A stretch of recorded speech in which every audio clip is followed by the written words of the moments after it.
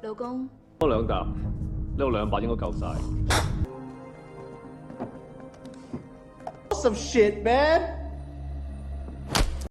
Halo, selamat datang di Jujur Spanish Channel. Nah, kali ini seperti biasa aku akan bawain cerita dari sebuah film lagi. Kali ini filmnya berjudul Raging Fire yang diperankan oleh Donnie Yen. Yuk langsung aja ke ceritanya. Di awal film, kita melihat Donnie Yen yang berperan sebagai Chang sedang lari-larian seakan mau menghentikan sesuatu. Ternyata itu semua hanya mimpi. Chang bangun di sebelah istrinya yang sedang hamil. Chang itu adalah seorang polisi yang baik dan tidak mau disogok, sehingga setelahnya saat mau menangkap penjahat bernama Wang, Chang dan anak buahnya tidak diberi kesempatan. Jadi hanya teman Chang yang pergi bersama anak buahnya. Berhasil mengepung, tapi ternyata ada campur tangan dari pihak lain yang terdiri dari 5 orang yang membunuh orang-orang Wang. Dan tentu saja Wang juga dibunuh. Alat elektronik tidak bisa karena sudah dirusak duluan oleh 5 orang tadi ya. Mungkin dengan semacam gelombang gitu, jadi semua alat elektroniknya rusak. 5 orang itu bertemu polisi dan membunuhi polisi-polisi itu, termasuk teman Chang yang sebagai pimpinannya, dibunuh paling akhir. Ada salah seorang dari 5 orang itu melihat jam tangan Wang. Taulah ya, itu artinya pasti diambil. Jam tangan mahal itu. Chang yang mengetahui kejadian itu amat sedih dan ingin balas dendam untuk temannya, mulai mencari tahu siapa 5 orang tadi. Mari ke 5 orang tadi, di mana dipimpin oleh lelaki bernama Ao yang bertemu dengan penyuruhnya bernama Meng. Ao beri barang Wang pada Meng. Meng sedikit protes, kok bunuh-bunuh polisi sih, tapi hanya ditinggal oleh Ao. Sebenarnya Ao punya 5 anak buah ya, tapi satunya meninggal. Setelahnya diperlihatkan Ao memarahi Gong karena kok tadi ada masalah dengan walkie-talkie-nya.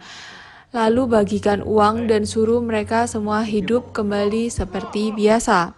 Ao yang sendirian teringat masa lalunya yang ternyata adalah polisi dan berteman dekat dengan Chang.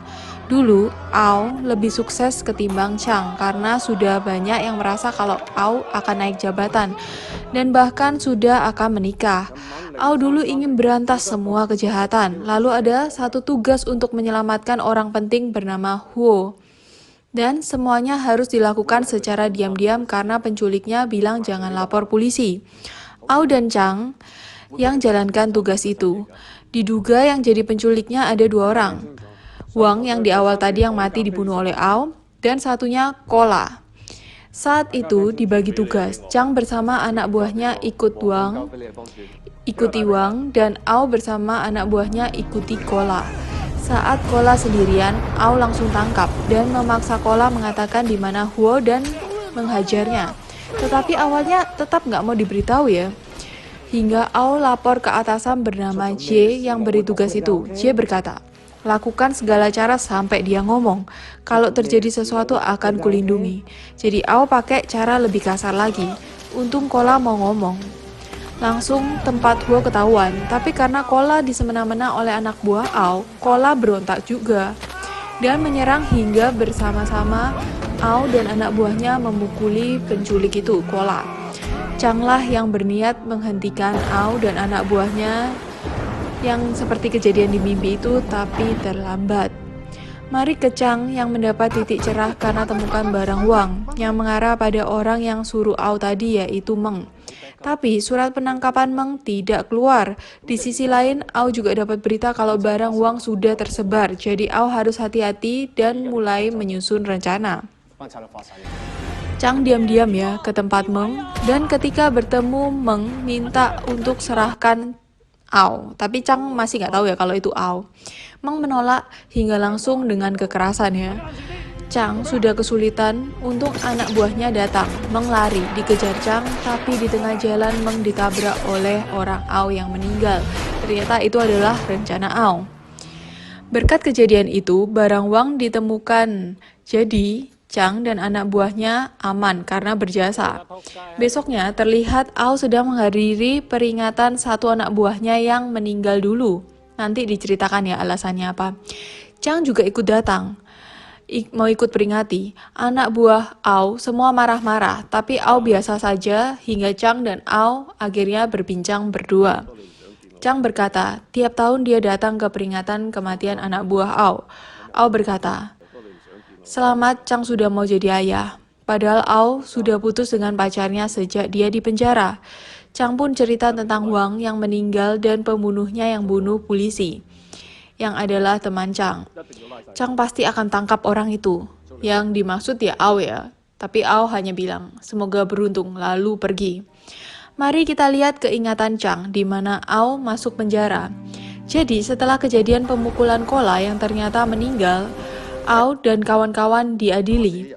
Wo yang selamat dari penculikan tidak bela mereka, malah bilang, ya harusnya nggak usah sampai bunuh orang lah ya. J, atasan Ao dan Chang, malah lepas tangan, katanya harusnya ya jangan bunuh orang. Terakhir, Chang sebenarnya mau berusaha bantu ngomong, tapi saat ditanya, benar nggak kamu lihat Ao dan anak buahnya pukuli Kola? Karena nggak bisa bohong, maka Chang jawab iya. Karena itulah Ao dan teman-temannya masuk penjara. Kehidupan penjara ya nggak nyaman. Sampai Ao punya bekas luka di wajah dan ada yang kena bekas luka bakar juga ya anak buahnya. Ada satu yang meninggal juga hingga hanya berlima mereka sekarang. Mari ke Gong yang bersenang-senang dengan seorang wanita. Gong itu anak buah dari Ao. Beri jam mahal Wang ke wanita itu. Saat HP wanita itu berbunyi, kok lelaki lain? Awalnya sedikit bertanya, tapi akhirnya Gong memohon wanita itu tetap bersamanya. Merasa di atas angin malah wanita itu hina-hina Gong. Mulai dari mukanya yang ada luka bakar dan ungkit-ungkit tentang Gong yang pernah masuk penjara. Marah, Gong langsung cekik wanita itu hingga meninggal. Tentu saja wanita itu ditemukan oleh polisi beserta jam Wang. Ketahuan ya, Gong, karena terlihat juga dari CCTV. Tentu saja langsung Ao dicurigai tentang pembunuhan Wang dan polisi. Ao yang masih nggak tahu kalau sudah dicari polisi sedang ketemu orang lain yang ingin bekerja sama. Gong dan Kwan, anak buah Ao yang disuruh tunggu di mobil, tapi karena nggak boleh parkir, maka disuruh muter oleh polisi. Ketika muter kok ada polisi yang buntuti, langsung Kwan lapor pada Ao, yang disuruh buang semua handphonenya. Kwan pun tahu pasti ini Gong yang buat masalah. Kwan lompat dari mobil, mulai lari dan sempat buang handphonenya, lalu baru tertangkap. Chang yang curiga di daerah situ sempat cari di tempat Ao, tapi Ao berhasil lari. Berbencar dengan teman-temannya, tapi saling bantu dengan transport masing-masing. Berhasil lari semua, hanya Kwan yang tertangkap. Kwan diinterogasi tapi nggak mau buka mulut. Hanya tanya, mana buktinya? Gong tentu saja dipukuli dan akhirnya dibunuh oleh Ao yang tidak bisa memaafkannya. Karena dia ketahuan semua. Ao susun rencana, culik atasannya dulu, J. Lalu datang ke kantor polisi, langsung dibawa ke ruang interogasi. Tapi Ao berkata, loh, aku mau cari Kwan. Jadi Kwan dan Ao sama-sama ditunggu untuk mengatakan sesuatu. Di sisi lain, istri Chang didatangi J yang badannya dipasangi peledak. Balik ke Chang yang dapat kabar Gong ditemukan meninggal, dengan akui bahwa semua itu adalah perbuatannya sendiri. Tentang pembunuhan Wang dan polisi lainnya, Chang langsung datangi Ao marah-marah, malah tengkar dari yang awalnya tentang Ao yang kok bisa-bisanya tega bunuh temannya sendiri Gong, sampai ke Chang yang dulu bersaksi sampai Ao di penjara, hingga dapat gangguan dari orang-orang yang dijebloskan ke penjara. Bayangin aja, polisi masuk penjara pasti banyak musuh kan? Chang berkata, kalau kamu dendam, langsung ke aku. Dijawab, maunya gitu. Tapi waktu tangkap Wang, kamu nggak datang. Sudah 48 jam, lepaskan aku. Di sana, Chang dapat kabar istrinya sedang dijadikan sandera J. Chang langsung pergi. Ao berhasil bawa Kwan balik. Mari ke Chang yang sampai ke tempat istrinya. Istri Chang diborgol ke tangan J. Ao dan kawan-kawan lihat dari kamera yang dipasang di J. J akui semuanya. Dulu memang sempat dia bilang kalau dia suruh pakai cara apapun dan dia yang akan tanggung. Tapi setelahnya dia hanya lepas tangan. Jie meminta maaf, tapi Ao merasa kurang tulus, jadi bom tetap dinyalakan. Bom akan berhenti kalau Jie meninggal. Atasan Chang suruh Chang pergi, dan suruh penjinak bom masuk. Tapi Chang nggak mau, malah tembak mereka untuk mengusir mereka. Chang suruh semua pergi, hanya tinggal dia, istrinya, dan Jie. Tapi saat berusaha selamatkan Jie, ditembak polisi. Jie-nya maksudnya ditembak polisi. Bom berhenti, tapi lalu nyala lagi. Chang pun tembak borgol dan lari bersama istrinya. Di belakang sudah ledakan.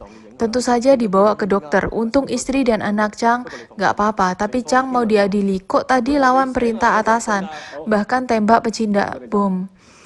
Gak ada yang terluka sih, tapi tetap aja karena istrinya gak apa-apa, Chang mau pergi untuk diadili. Bisa diberhentikan si Chang.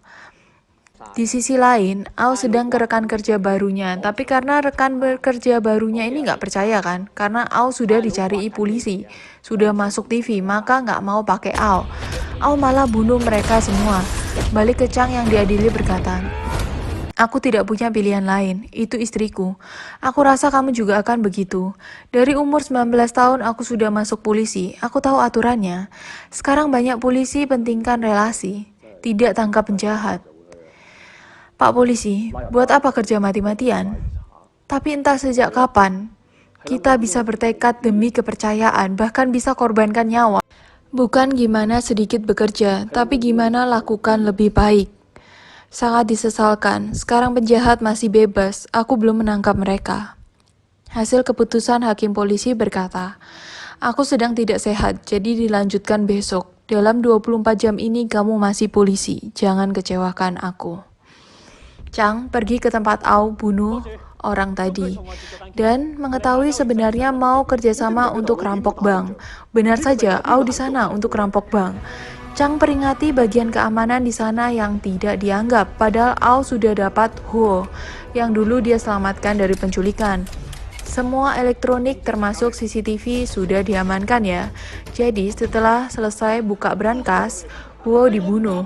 Saat Ao mau lari berpas-pasan dengan Chang, Chang tentu saja langsung mengejar. Kejar-kejaran di jalan raya, Ao sempat terpepet hingga gunakan tembak, bahkan bom.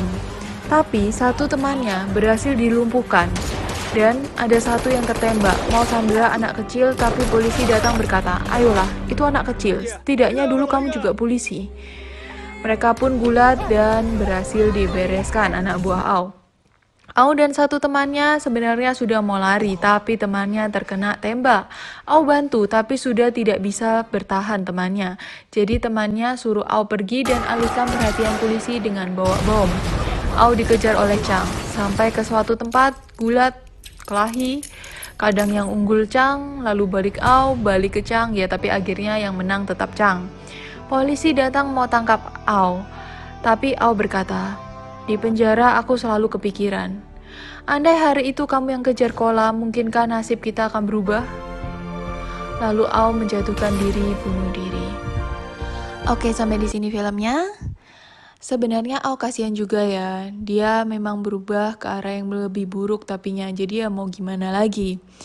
Dan untuk melihat ke Pak Polisi kita di film ini, Donnie Yen, semoga sih ya, semua polisi Indonesia seperti itu. Dan aku percaya semua polisi Indonesia seperti itu juga. Oke, semangat Pak Polisi, ibu-ibu polisi. Sampai ketemu di video selanjutnya. Dadah!